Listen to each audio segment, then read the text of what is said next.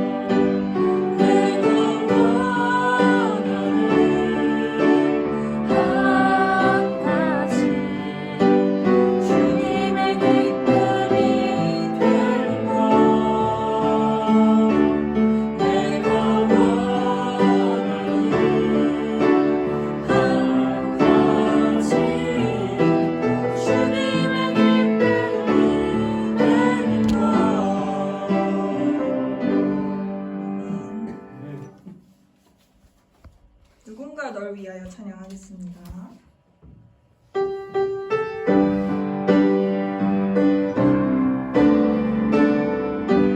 마음이 지쳐서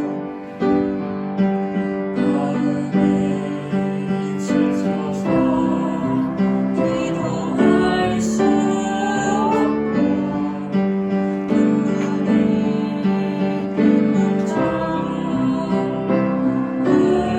흘러갈 때 주님의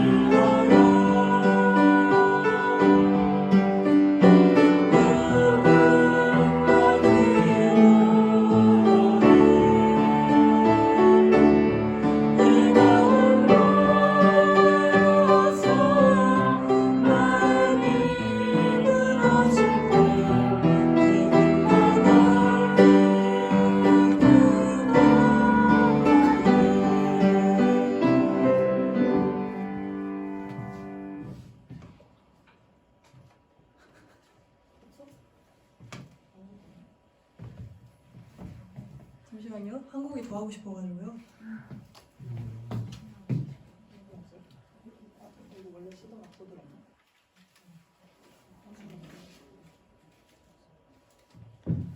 생명이나 한번 더.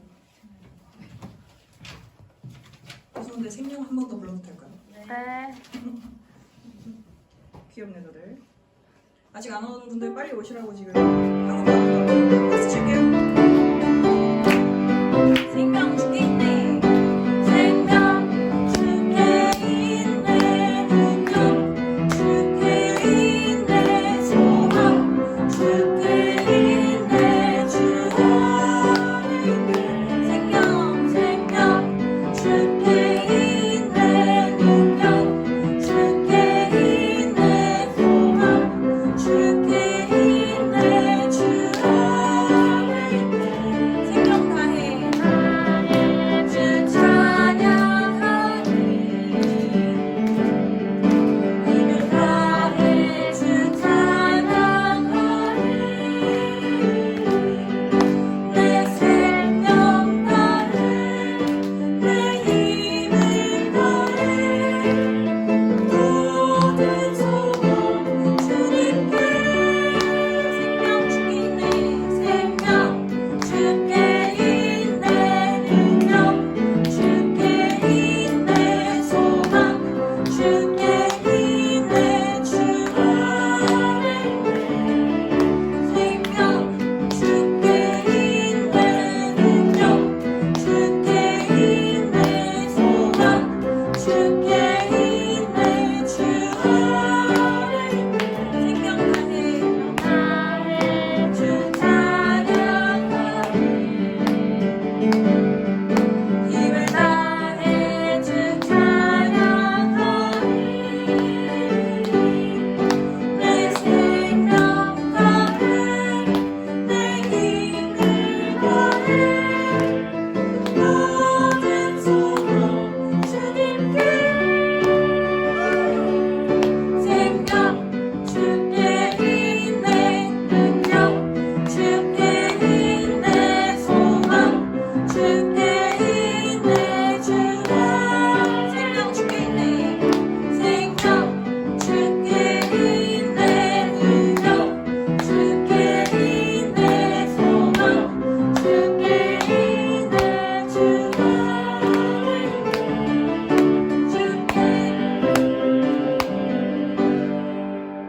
네, 이 시간 이지민 청년 나와서 기도해 주시겠습니다.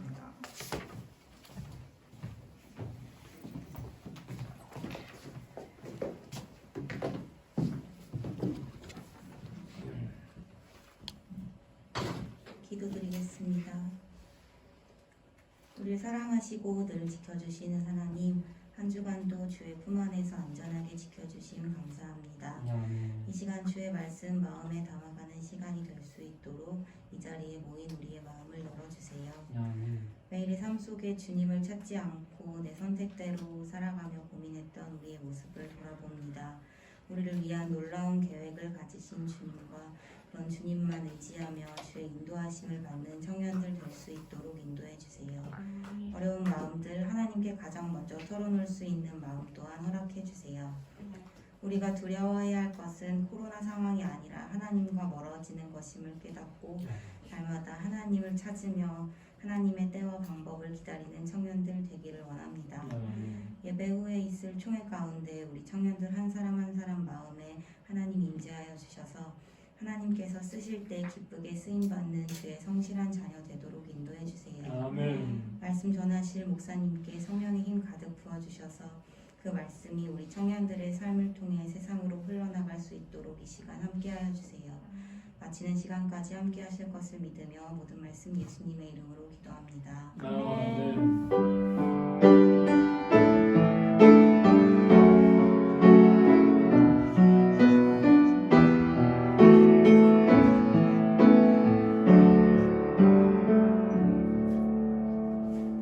하나님의 말씀은 사도행전 5장 1절에서 11절 말씀입니다. 사도행전 5장 1절에서 11절 말씀을 번갈아 읽고 마지막 절은 함께 읽도록 하겠습니다. 제가 먼저 읽겠습니다. 아나니아라 하는 사람이 그의 아내 삽비라와 더불어 소유를 팔아 그 값에서 얼마를 감춤해 그 아내도 알더라. 얼마만 가져다가 사도들의 발 앞에 두니 베드로가 이르되 아나니아야 어찌하여 사탄이 내 마음에 가득하여 내가 성령을 속이고 땅값 얼마를 감추었느냐. 땅이 그대로 있을 때에는 내 땅이 아니며 판 후에도 내 마음대로 할 수가 없더냐. 어찌하여 이 일을 내 마음에 두었느냐. 사람에게 거짓말한 것이 아니오 하나님께로다. 아나니아가 이 말을 듣고 엎드러져 혼이 떠나니 이 일을 듣는 사람이 다 크게 두려워하더라. 젊은 사람들이 일어나 시신을 싸서 메고 나가 장사하니라. 3시간쯤 지나 그의 아내가 그 일어난 일을 알지 못하고 들어오니 베드로가 이르되 그 땅 한 값이 이것뿐이냐. 내게 말하라 하니 이르되 예 이것뿐이라 하더라. 베드로가 이르되 너희가 어찌 함께 꾀하여 주의 영을 시험하라 하느냐. 보라 내 남편을 장사하고 오는 사람들의 발이 문 앞에 이르렀으니 또 너를 메어 내가리라 하니 곧 그가 베드로의 발 앞에 엎드려져 혼이 떠나는지라. 젊은 사람들이 들어와 죽은 것을 보고 메어다가 그의 남편 곁에 장사하니 같이 읽겠습니다. 온 교회와 이 일을 듣는 사람들이 다 크게 두려워하니라. 김재균 목사님 말씀 전하시겠습니다.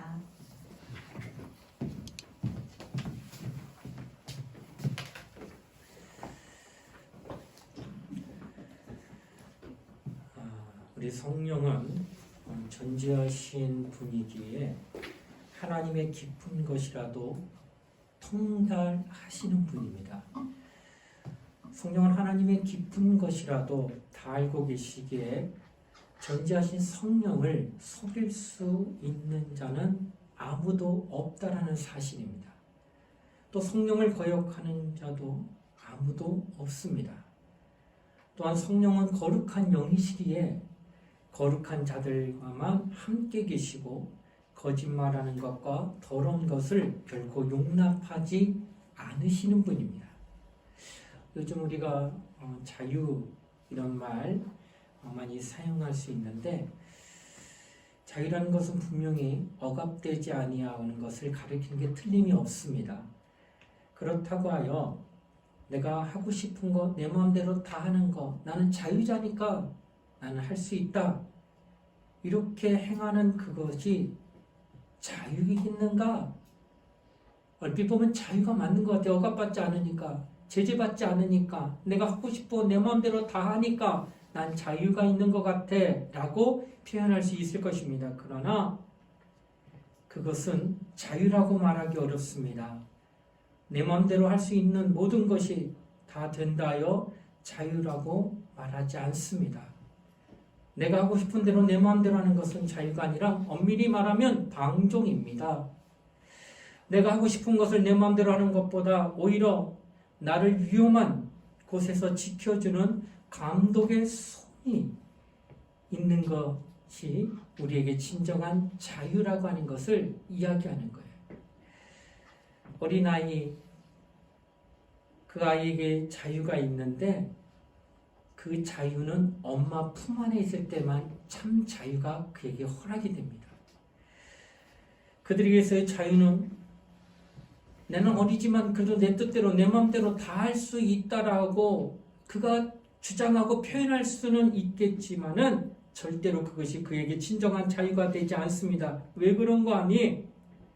그 아이는 위험한 곳으로부터 보호받거나 또는 얼어 죽거나 굶어 죽는 그런 위협에 놓여 있을 수 있다는 거예요.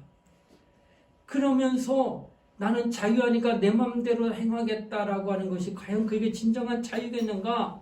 그 아이에게는 그것이 자유가 아니라 아까도 말씀드렸죠. 엄마 품 안에 있을 때 왜 이게 자유가 되느냐? 엄마 품 안에 있을 때 배고프면 누가 책임질까? 엄마가 책임져요. 추우면 옷 입혀주는 거 누가 입혀줄까? 엄마가 입혀줘요. 병들면 이 아이 끌어안고 당장 달려가는 데가 어딜까? 병원이에요. 그래서 아이의 아픔을 뺏어가요. 그 아이의 고통을 걷어가요. 병원에서. 그걸 데려다주고 치료해주고 낫게 해주고 애쓰는 게 누구요? 엄마라고 하는 거예요. 이 말은 뭘까요? 감독의 손. 진정한 자유는 내 생명이 보장받는 한에서 내가 내 하고 싶은 것을 할 때 그게 진정한 자유라는 거예요. 생명의 보장을 받지 아니하고 내 뜻대로 내 마음대로 해가지고 실족하여 죽어버리는 게 그게 어떻게 자유요? 그거는 방종이라는 거예요. 성경이 말하는 자유는 감독자의 손, 곧 나를 보호해 줄 수 있는 자의 그늘 안에 있어서 그 안에서 생명의 보장을 받고 거기에서 자유하는 것을 진정한 자유라고 성경은 지금 말씀하고 있다라고 하는 거예요. 그러므로 방종은 큰 위험을 초래한다라는 거예요. 우리 지난주에 우리 무의도 가서 좋은 시간을 보내고 왔는데 그 구름다리 같이 높이 한 7, 8m 이상 되는 데에서 우리가 걸었잖아요. 다들 기뻐서 사진 촬영하는데 중간쯤 가니까 밑바닥이 보이는데 철제로 돼가지고 튼튼할 거예요. 그래 사람들 왔다 갔다 해야지. 분명히 튼튼해. 근데 밑에가 보여. 그러니 우리 청년들 가운데 잘 걷지 못한 청년이 있더라고요. 이게 공포증이 있는 청년들. 얼마나 마음 찔려. 나는 사진 찍어 지나가면서 다 하고 즐기는데 그 순간 건널 때는 마음이 찔려서 난간을 붙들어야 되고요. 바짝 긴장해서 걷더라고요. 왜요? 생명에 보장하는 것이 느껴지지 않기 때문에 두려움이 있기 때문에 거기서 자유 못한 거예요. 그 순간만큼. 이게 바로 생명의 보장이 있는 곳에서 사진 찍고 즐겁고 행복하게 막 이렇게 웃고 그러지 거의 이게 뚫려 있는 데서 거기서 웃으라고 웃어져요. 이거 혹시나 이거 떨어지는 거 아니야? 두려움이 암습하는데 안 된다는 거예요. 그래서 자유는 생명의 보장이 느껴지는 그 자리에서 느끼는 게 그게 진정한 자유다. 이렇게 지금 성경은 말씀하고 있다는 겁니다.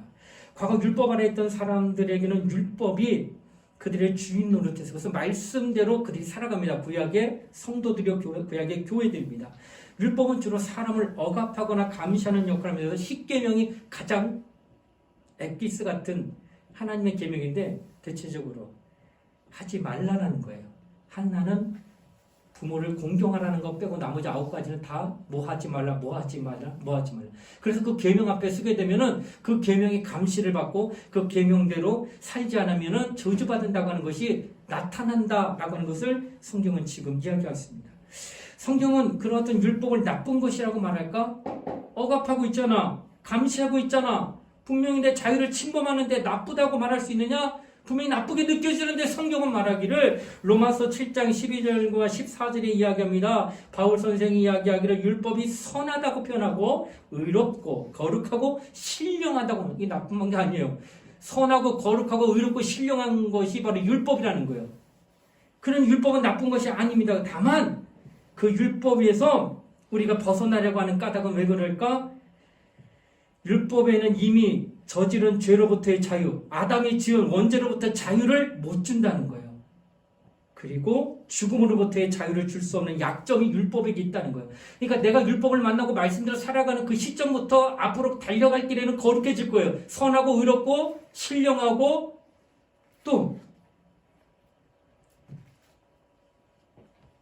거룩한 말씀이기 때문에 그러나 만나기 이전에 율법을 만나기 이전에 내가 이미 원죄로 말미암아 죄 지은 자가 되었을 때 그때의 삶은 율법이 어떻게 해줄 수가 없다는 거예요. 그래서 여전히 그 원죄로 말미암아 죽을 영혼이 된 상태에서는 벗어날 수 없기 때문에 생명의 보장이 없다라는 거예요. 율법에는.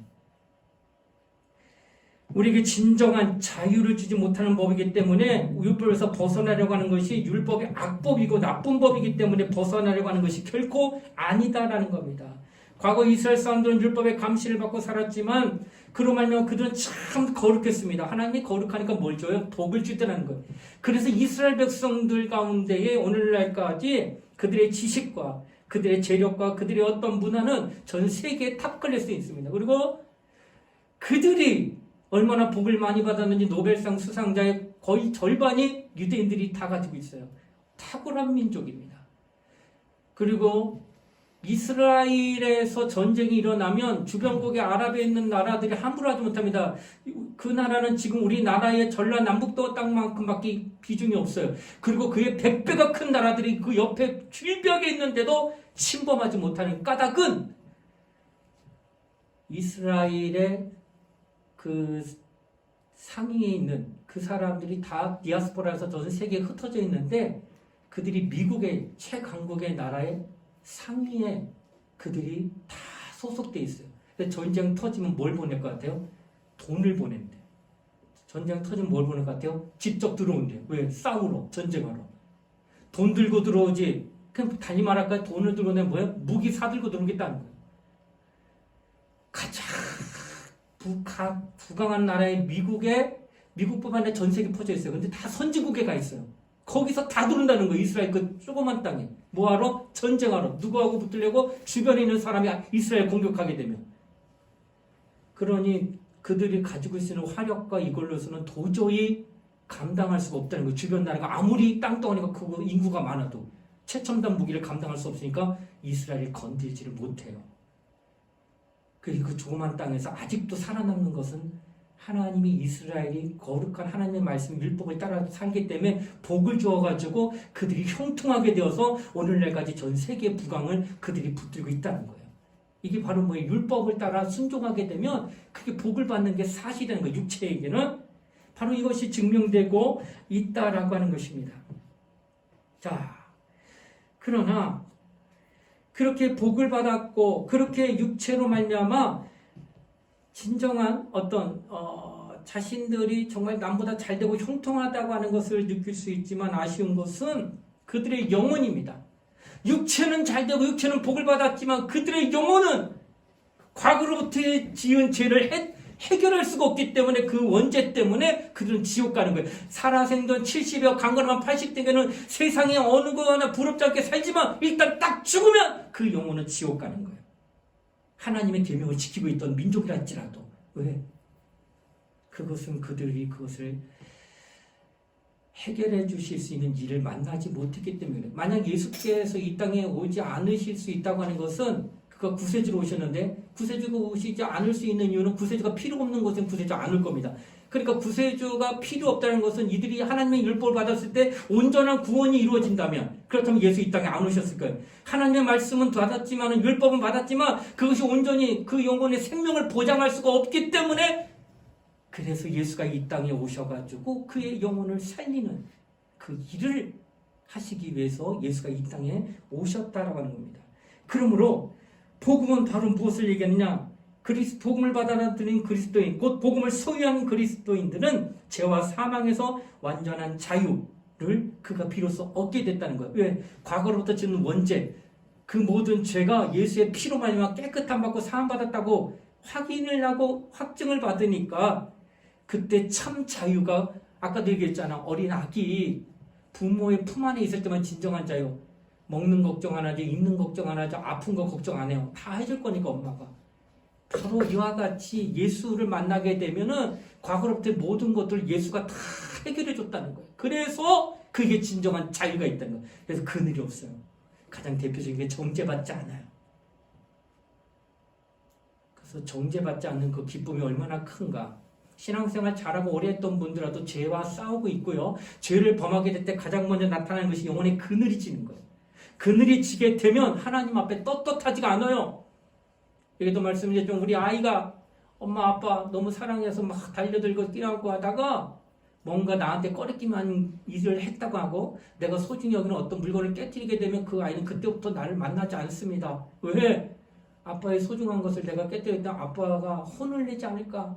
아빠가 나에게 엄벌을 주지 않을까? 이런 마음 때문에 아빠를 쳐다보지 못해요. 스스로가 그렇게 자단합니다. 죄를 범하면 그런 죄의식 때문에 그것이 하나님 앞에 나오는데 가로막아요. 그래서 못 나온다는 거예요. 이게 자유하지 않죠. 맨날 억압받는 거예요. 그것 때문에 늘 아빠가 또 그거 알게 되면 나 혼내지 않아? 그러니까 아빠 얻는 거 슬슬 피해 다녀요. 이게 죄가 있으면 하나님도 그렇게 피해 다닌다는 거예요. 예배당 와가지고도요, 맨 앞자리 못 앉아. 어디 앉았지? 기둥 뒤에 앉아요. 왜? 사람들 만나자고 목사님 얼굴 보지 않았으면 좋겠고 하나님도 나를 그냥 예배당을 왔지만 잘 보지 않았으면 좋겠다. 이렇게 피해 다니기 그늘진 게 죄의식 때문이에요. 자유하지 않죠? 그것이 바로 죄 때문에 나타나는 현상이라는 거예요. 근데 예수가 오셔서 그걸 다 해결해 주셨다는. 그래서 복음으로 말미암아 우리가 참 자유를 누렸다라고 하는 것을 성경은 지금 말씀하고 있다라고 하는 것입니다. 그러므로 율법 아래에 있던 자가 범죄했을 때에는 증인들로 인해 모세 앞에서 그들이 돌로 맞아 죽는 것을 광경을 목격합니다. 절대 용서받지 못했습니다. 그러나 성령 앞에서 사는 자들은 어때요? 예수의 피로 말미암아 거룩함을 입은 자들은 죄 짓죠. 윤리적으로 도덕적으로 저 파렴치하니까 어떻게 인간으로서 저런 탈을 쓰고 저런 짓을 해 한답지라도 그가 복음을 받아들이는 상태였단다면 하나님 앞에 나와서 회개합니다. 하나님 나 용서해 주세요. 제가 잘못했습니다. 근데 율법 아래에서는 용서가 없어요. 죄값 그냥 받아. 그래서 사람들이 돌로 들어서 죽입니다. 살아날 길이 없다는 거. 바로 이와 같은 것이 바로 그 율법과 복음의 차이로 드러나며 오늘날 우리는 복음으로 말미암아 사는 자가 되었음을 지금 말씀하고 있다라고 하는 것입니다. 이렇게 은혜 자리에 있는데 모든 것을 다 용서받을 수 있다는 거예요. 누구로 말미암아? 예수로 말미암아, 그의 피로 말미암아. 그런데 딱 하나. 그것은 성령을 회방하거나 성령을 속이거나 성령을 제한하고 무시한 것에 대해서는 절대 용서가 없다라는 사실이에요. 성경 가운데 모든 것은 예수로 말미암아 이루어진 사건이기 때문에 예수가 우리에게 은혜 베푸심에 대한 강력한 메시지가 나타나지만 단 하나, 성령만큼은 네가 죄를 범하게 되면 거역하고 속이게 되면 다시는 회개할 수 없다는 게 성경에 기록된 말씀이에요. 다른 어느 윤리적이고 도덕적인 죄는 다 회개합니다. 아니 혹 살인을 했다 할지라도 예수의 보혈을 의지하며 하나님은 세상에는 그를 벌할지 모르지만 하나님은 그를 용서할 수 있는 거예요. 그러나 성령의 방만큼은 절대 용서받지 못한다라고 성경은 이야기하고 있습니다. 그러므로 우리는 성령을 해방하면 안 되겠죠. 성령을 속여서는 절대로 안 된다고 하는 것을 기억하셔야 돼요. 신앙생활하면서 여러분에게 말씀드린 건 정말 성령만큼은 절대 해방하시면 안 됩니다. 성령만큼은 절대로 속여서는 안 되는 거예요. 우리는 성령이 우리 안에 들어와 계심으로 참 감사해야 합니다. 대통령의 임금의 궁전 근방에 남의 집 들어가는데 동네에 누구네 아무개 집 갑니다 하고 들락날락 할 수 있는 게 아니에요. 경호가 돼 있고 절대로 절차를 밟지 않으면 대통령 못 만납니다. 보호받고 있는 거예요. 대통령이 있는 그곳이. 바로 이와 같이 성령의 성전사만 내 안에 들어오면 그 자리가 보호를 받아야 된다는 거예요. 이걸 다시 얘기할까요? 하나님의 전이 된 나 자신을 내가 함부로 할 수 없다라는 거예요. 왜? 하나님이 계시니까. 그리고 하나님이 주인이니까 이건 하나님의 것이 되는 거예요. 그러므로 그 전을 내 마음대로 할 수 없다는 거예요. 근데 그걸 마음대로 훼손하는 이가 있어요. 누구요? 자살하는 분. 자살, 내 목숨 내가 끊는다는데 그게 뭔 상관이냐고 말할지 모르겠습니다. 그러나 성령의 전이 되는 그 순간에 그건 하나님의 것이에요. 그래서 자살을 하게 되면은 하나님의 전을, 하나님의 것을 회방하고 훼손하기 때문에 사함받지 못하기 때문에 그래서 큰 죄가 된다는 것. 그래서 자살하게 되면 그 영혼이 하늘나라 가기는 어렵다는 거예요. 그래서 절대 자살하면 안 된다고 하는 사실이 여기서 나타나고 있다라고 하는 것입니다. 성경에도 모든 죄와 회방은 사하심을 받되 성령을 회방하는 것은 사하심을 얻지 못한다고 말씀하셨어요. 인간이 도덕적으로 윤리적으로 범한 죄는 회개함으로 얼마든지 다 용서받을 수 있습니다. 그러나 성령께 범죄한 것만큼은 금세와 내세에도 사함받지 못한다고 분명하게 성경은 이야기하고 있다는 거예요. 성령을 대적하고 속이고 무시한 것만큼 회개가 성립이 안 되니 제발 너희들은 성령을 그렇게 취급하지 말아라 하고 얘기한다는 거예요. 히브리서 6장 4절로 6절에 제가 성경 읽는 가운데 가장 두려운 말씀이 10장 히브리서 6장과 히브리서 10장에 나옵니다. 그 가운데 먼저 6장은 이렇게 말합니다. 한번 비침을 얻고 하늘의 은사를 맛보고 성령에 참여한 바 되고 성령 받았다는 거예요. 하나님의 선한 말씀과 내세의 능력을 맛보고 성령 체험에서 능력 나타났다는 거예요. 타락한 자들은 다시 새롭게 회개케 할 수 없나니 이는 자기가 하나님의 아들을 십자가에 다시 못 박아 현저히 욕을 보입니다. 용서받을 길 하나 있다는 거예요. 뭐예요? 예수 다시 십자가에 못 박으면 용서받을 수 있다는 거예요. 근데 예수가 다시 십자가에 못 박힐 일이 있을까? 없다는 거예요. 그러니 회개가 안 된다는 거예요. 그래서 그에 대한 죄에 대한 값을 네가 끝내 영원토록 갚게 된다는 거예요. 십자가에서 예수를 못 박는 일을 하면 다시는 회개할 수 없다는 말이나 같습니다. 회개하려고 아무리 몸부림을 쳐도 회개가 되지 않는 그것이 바로 성령의 방제라는 거예요. 또 화인 맞아버린 신령은 어떻게 할 수 없다는 거예요. 신앙생활하면서 화인 맞은 자들이 있어요. 누굴까? 디모데전서 4장 1절과 2절이 이렇게 증거합니다. 그러나 성령이 밝히 말씀하시기를 후일에 어떤 사람들이 믿음에서 떠나 미혹해하는 영과 귀신의 가르침을 쫓으리라 하였으니 자기 양심이 화인 맞아서 외식함으로 거짓말하는 자들이라. 그 마음이 화인을 맞았잖아. 불도장같이 한번 찍으면 지워지지 아니하는 그것을 가진 자들은 어떻게든 돌이킬 수 없다는 거예요. 왜? 지워지지가 않으니까. 그게 뭐예요? 성령 회복한 거는 다른 것으로는 다 씻어져요. 다른 것으로는 다 깨끗해져. 예수의 피로. 근데 마치 성령 회복한 것은 불도장을 찍어내는 것처럼 그 살 가지고 뜯어내지 않는 이상은 절대 어떤 세제를 갖다 찍어도 절대로 찢어지지 않는 것처럼 지워지지 않는다는 거예요. 성령 회방죄가. 이것이 얼마나 하나님의 아들이 흘리신 그 피로도 안 되는 게 있는 게 바로 성령의 방제라는 거. 얼마나 두려운 말씀이에요. 연말에 대해서 목사님이 이렇게 강조하는 것은 우리가 내 영혼아 성령의 인도를 받자. 성령의 인도를 받는 사람들이 과연 성령을 해봐가면서 인도받을 수 있겠느냐? 없다라고 하는 걸 얘기하는 겁니다. 우리가 진리를 아는 지식을 받은 후 짐짓죄를 범한 뒤 히브리서 10장에 나옵니다. 다시 속죄하는 제사가 없고 오직 무서운 마음으로 심판을 기다리는 것과 대적하는 자를 소멸할 맹렬한 불만이 있어요. 용서가 없으니까 이제 소멸할 불만. 그러니 전부 다 심판받을 것만 두려워하며 대기하고 있는 자와 똑같다라는 거예요. 모세의 법을 폐한 자도 두세 증인을 인하여 불쌍욕을 받지 못하고 과거에 윤리와 도덕을 범한 죄에 대해서도 돌로 죽임을 받아서 용서 못 받았다는 겁니다. 하물며 하나님의 아들을 밟고 자기를 거룩하게 한 언약의 피를 부정한 것을 여기고 은혜의 성령을 욕되게 하는 자에 당연히 받을 형벌이 얼마나 더 중하겠느냐? 너희는 생각하라. 여러분 생각해야 됩니다.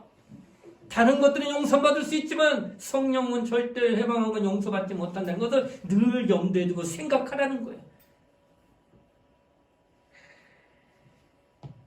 예수만 믿을 때에는 이미 지옥불에 들어가기로 작정이 되어 있는 사람들이 바로 불신자들입니다. 그래서 하나님 앞에서 불신자를 위해 기록된 책은 없습니다. 왜? 이미 지옥 가기로 작정된 들에게 대해서 상관하지 않는다는 겁니다. 그러나 신자들 위해서는 두 가지 기록된 책이 지금도 쓰여지고 있다는 거예요. 그 첫 번째가 생명으로 들어가는 자들의 이름을 적어놓은 생명록책. 그 예수 딱 믿는 순간 저는 하나님의 것이다 하셔서 그 이름을 기록해놔요. 그래서 나중에 하나님이 그를 데려갈 거예요. 믿음을 갖고 있기 때문에. 또 하나는 그들이 행한 것을 기록하는 기념책, 행위록책이 있다는 거예요. 그래서 요한계시록 21장에는 생명록에 음명된 자들의 이름이 나오고 22장에는 그들이 행한 대로 갚으실 일에 대하여 자세하게 요한계시록에 증거하고 있습니다. 그러게 우리는 참으로 겸손하고 정직한 신앙생활을 하지 않으면 안 된다는 걸 경각심을 갖게 되는 거예요. 아나니아 삽비라 오늘 본문에 나옵니다. 역사적으로 은혜가 가장 충만한 성령 시대입니다. 초대교회 시대예요. 이는 예수께서 성령을 거역하면 금세와 내세에 사함받지 못한다고 하는 그 말씀이 응해지고 있는 것을 보게 된 겁니다. 아나니아 삽비라 사건 이후에 그런 일이 지금은 나타나지 않아요. 성령 해방했다고 예배드린 가운데 갑자기 실려나가고 구급차에 사람 죽었으니 데려나가라고 하는 이런 사건들이 일어나지가 않고 있습니다. 그렇다고 하여 요행을 바라서는 안 됩니다. 왜냐하면 이것은 하나의 본보기로 보여주신 일이기 때문에 이 책에 확실하게 기록되어 있는 것이 반드시 이루어진다고 하는 사실을 성경은 증거하고 있다는 거예요.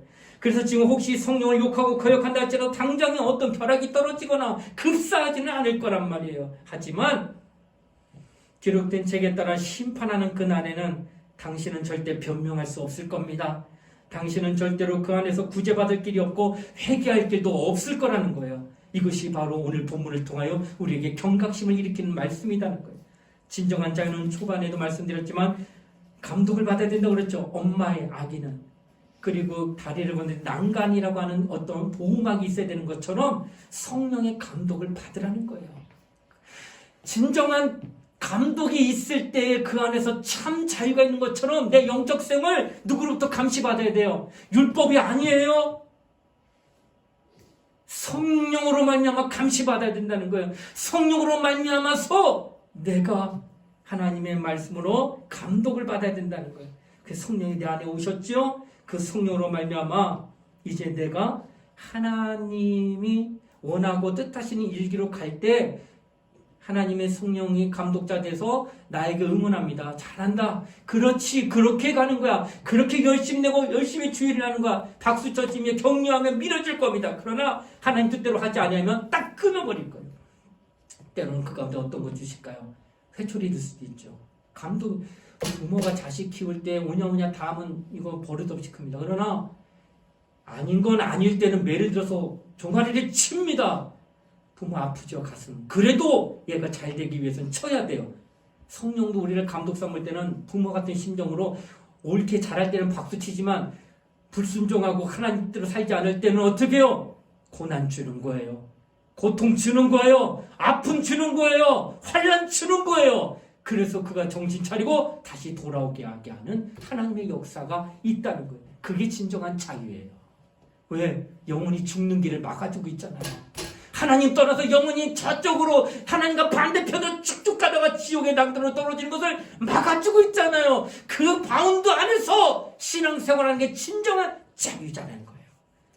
그러니 성령의 인도를 받는 자 얼마나 기뻐요. 잘할 때는 잘한다고 박수 쳐주고 격려해주고 힘내게 하시고 더 형통하게 하시고, 혹여나 내가 하나님 뜻대로 살지 않을 때는 내버려두지 않고 이건 안 된다고 따끔하게 혼내주시니까 내가 어려움 없이 큰 고난 없이 하나님 안에서 하나님이 기뻐하는 삶을 살아가게 인도하시는 그 성령의 인도가 얼마나 고맙고 감사하냐는 거예요.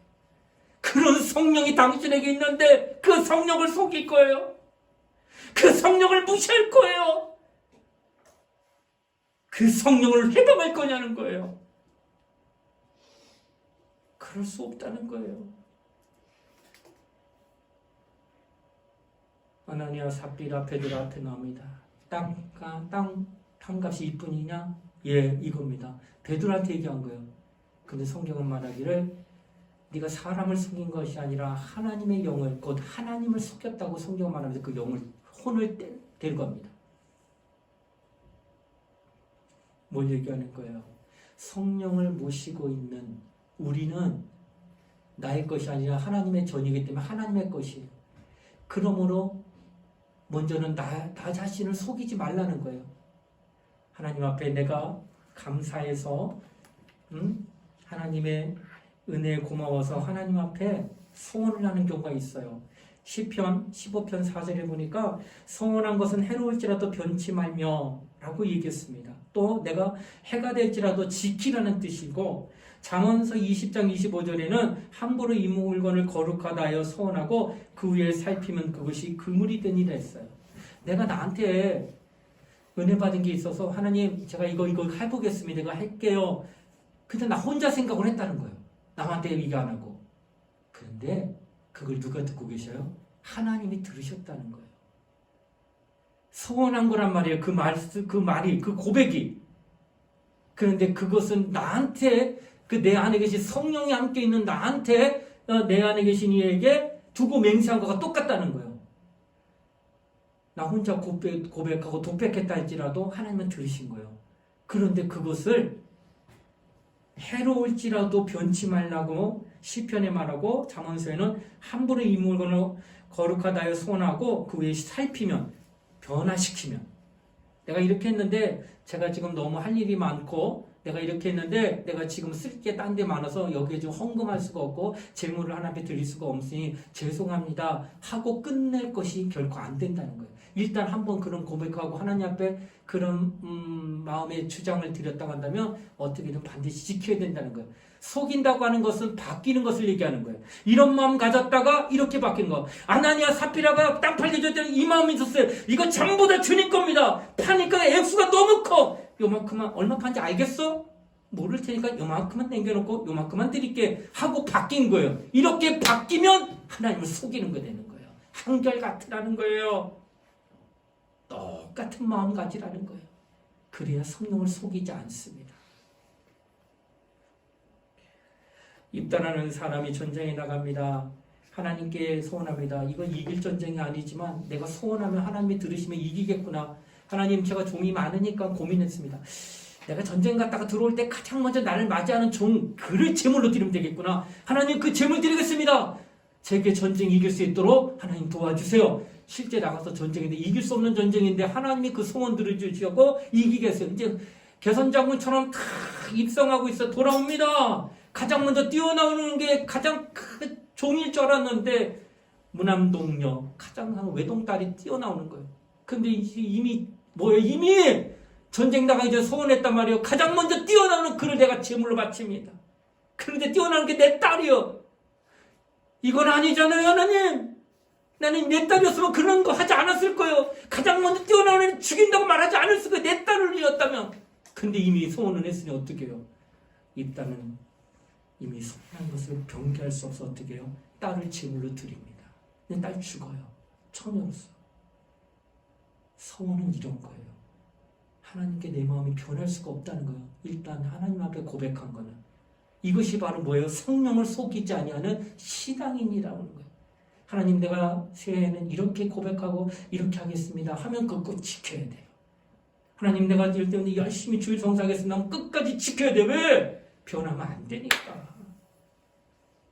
왜? 변하면 속이게 되니까. 속이게 되면 그는 하나님과 상관없는 자 되니까. 그러면 안 된다는 거예요. 그러므로 내 안에 성령이 주인으로 계심으로 우리는 그 성령을 내 자신에게 속이는 행위를 하면 안 됩니다. 나무하고 상관하고 나 혼자 한 말인데요. 그것도 속이는 거니까 절대로 그러시면 안 된다는 거예요. 그리고 성령이 있는 그 베드로와 같이 성전사만 있는 성령의 사람을 속여서도 안 된다라고 하는 것을 성경은 지금 말씀하고 있습니다. 사랑하는 우리 청년들이여, 이제 한 해가 마무리되는 가운데 과연 당신은 올 한 해 주신 하나님의 말씀을 들으면서 과연 성령을 얼마만큼 의지하고 성령을 얼마만큼 따르고 순종하고 또 성령께 얼마만큼 회방하고 있는 것을 하나하나 되짚어 보면서 그것들을 다 내려놓고 있습니까? 우리는 하나님 앞에 점점 고쳐져 가는 거예요. 그래서 제가 제일 좋아하는 이렇게 문구들, 이 세상 이렇게 나가다 보면은 이렇게 보여요. 이렇게 광고판이라든가 이런 거 보는데 제일 마음에 드는 게 공사 중. 매뉴얼 같은데 이렇게 뭐 공사하면 그 앞에 판넬을 씁니다. 지금은 공사 중. 그 이제 피해가고 돌아가든지 위험하니까 오지 말라고 하는 거예요. 그러니까 공사가 끝나면 그 전보다 더 아름다운 모습으로 변해있는 것을 틀리면 보게 됩니다. 우리 인생 공사 중이잖아. 목사님 나도 평생 공사 중이에요. 변화되고 있어요. 예전보다 더 나은 모습으로. 우리 청년들도 그래야 되지 않아요? 오늘 초보다 지금이 공사 중으로 인해서 여러분 변화되어야 되지 않아요? 내가 나를 변화 못 시키잖아. 그래서 성령의 도움을 받아 변화되고 있지 않아요? 성령이 나를 감동해서 내 언어가 바뀌고 내 생각이 바뀌고 내 믿음이 바뀌고 내 신앙이 점점 주님 앞에 더 기뻐하는 모습으로 바뀌어지고 있지 않느냐는 거예요. 이것이 우리의 진정한 모습이 되어야 된다라고 하는 겁니다. 사랑하는 우리 청년들이여, 올 한 해 이제 얼마 남지 않았습니다. 12월 우리 이제 첫째 주를 맞이했는데 올 한 해 가기 전에 우리 자신이 정말 끝까지 또 성령을 인도를 받으며 성령으로 변화받으며 성령으로 충만한 그런 영혼이 되게 해달라고 우리 함께 하나님께 기도하시기를 바랍니다. 이 시간 우리 함께 기도할 때 하나님, 우리 모두는 정말 성령을 결코 속이는 자, 성령을 해방하는 자, 성령을 무시하는 자 되지 말게 하여 주시옵소서. 정말 성령으로 살게 하여 주시옵소서. 성령으로 말미암아 정말 그의 도우심을 받으며 난 자유 어디서 얻습니까? 보호자가 있어야 자유한 것입니다. 감독자가 있어야 자유한 것입니다. 내가 내 뜻대로 마음대로 한다고 자유한 게 아니라 나를 지켜주고 인도해 주실 분이 있는 그 안에서 내가 행하고 내가 할 수 있는 것을 할 때 그게 진정한 자유예요. 왜? 생명이 보장받고 있으니까.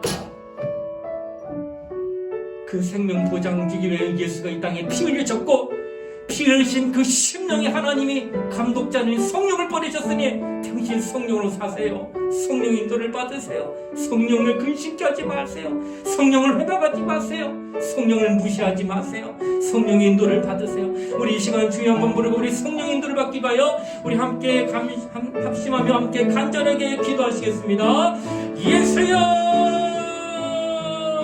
하나님 아버지 감사드립니다. 오늘도 주님의 것과 성령이 함께 하나님 것이고 진리의 말씀이 인도하는 거룩한 영혼을 내가 이루시길 원합니다. 하나님은 우리로 감독자 삼고 들어오신 하나님의 영이십니다. 그러므로 감독을 받는 그 영혼, 그 감시를 받는 그 영혼, 하나님의 영으로 말미암아 그런 영혼을 축복받았습니다. 잘할 때는 격려하며 축하해주며 힘을 북돋아주며 용기를 북돋아주며 그거 할 수 있도록 격려하며 박수 쳐주니 너무나도 행복하고 기쁘고 혹여나 잘못된 길을 가게 되면 그를 가지 말게 하는 하나님의 그 따끔한 또 그 회개케 하시는 하나님의 방법이 있기 때문에 우리는 자로는 치우치자려고 하나님 말씀을 온전히 인도받을 수 있는 것을 고백합니다. 성령으로 말미암아 이거는 진리로 성령께서 함께하는 신명 되시고 축복해 주시옵니다. 우리 모두가 정말 하나님의 거룩한 미래를 믿고 기도하며 변화되게 하여 주시고 나며 정말로 하나님이 원하고 기뻐하는 거룩한 삶을 살아갈 수 있도록 축복하여 주시기 바랍니다. 살아계신 하나님을 소망합니다. 살아계신 하나님을 바라봅니다.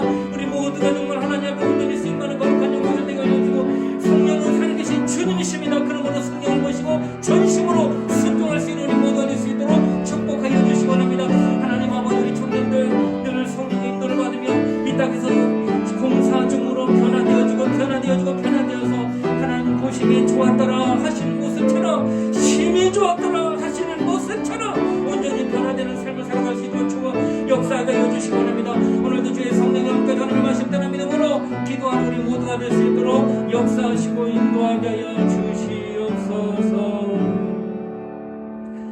하나님 아버지 감사드립니다. 성령은 우리 안에 거하십니다. 그는 우리 안에 거하셔서 우리의 주인이 되시고자 또 우리는 그의 종으로 또 나오며 그의 지도를 받는 자가 되게 하여 주시옵소서. 감독자가 있기 때문에 좌로나 우로나 치우치지 아니하고 선한 길로 인도해 주시는 그의 지도하심이 우리 영혼을 얼마나 행복하게 하는지 깨닫게 하여 주시옵소서. 그 좋으신 성령을 이제는 결코 속이지 말게 하여 주시고 회방하지 말게 하시고 무시하지 말게 하시고 근심케 하지 말게 하시고 끝까지 믿고 순종하고 감사하며 성령의 인도를 받는 우리 청년부가 되도록 인도하여 주시옵소서. 감사를 드리며 거룩하신 예수님 이름 받도록 기도드리옵나이다. 아멘.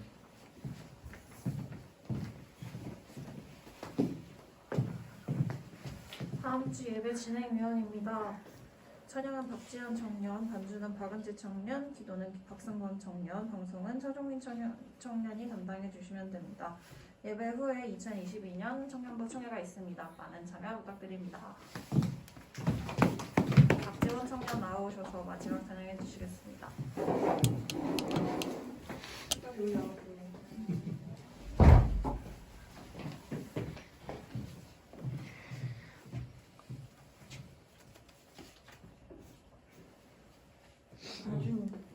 네, 기쁨 되기 원하여 찬양하겠습니다.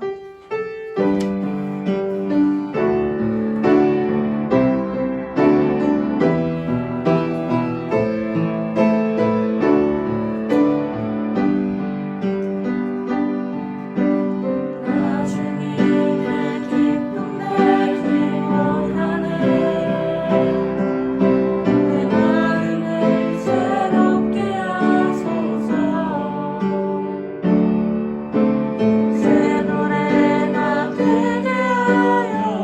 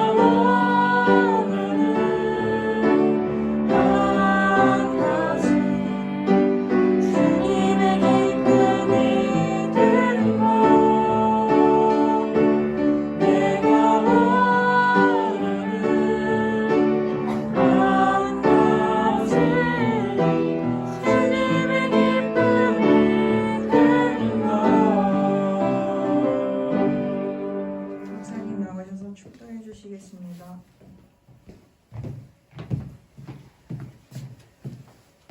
지금은 우리 주 예수 그리스도의 은혜와 하나님의 사랑과 성령의 감화 감동 교통하심이 성령이 우리 안에 거하사 우리를 감독하실 터인데 그 감독하신 좋으신 하나님을 결국 속이지 아니하겠다고 마음에 결단하는 사랑하는 우리 청년들 머리 위에 이제부터 영원토록 함께 하시기를 간절히 축원하옵나이다. 아멘.